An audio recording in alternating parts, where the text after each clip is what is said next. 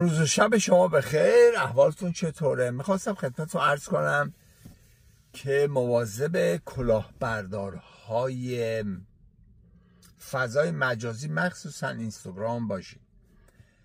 ببینید الان من 2 تا از افرادی که واقعا سرشون کلاه رفته با من در تماس گرفتم و مدارکی رو با من ارائه کردن برای بازبینی و نگاه کردن اون مدارک و تا به حال هر دوتای اینها با یک شرکت کار کردن که من الان اسم اونا رو نمیخوام ببرم، ولی این شرکت ویدیوهایی که میگیره بسیار دفتر شیکی داره، پرچم آمریکا داره، آرم مثلا اداره مهاجرت رو پشت سرشون دارن، لباس ها بسیار شیک، کت و شلوار، و خانم ها بسیار لباس های فنسی، بسیار مؤدبانه صحبت میکنن، پشت میزهای بزرگ قرار گرفتن.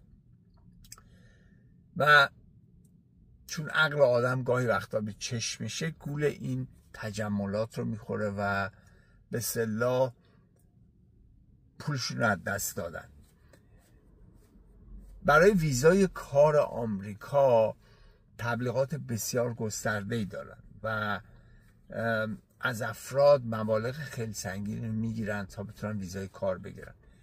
ویزای کارهایی که پیشنهاد میشه در سابوی هست، در کارخونجات برای بسته‌بندی هست، سابوی ساندویچ فروشیه و یا کارهای دیگه. شما آیا فکر میکنین برای بسته‌بندی این همه مکزیکی و چیزهای دیگه که وجود دارن نمیتونن و خود آمریکایی‌ها آیا نمیتونن انجام بدن و یا در ساندویچی کار بکنن؟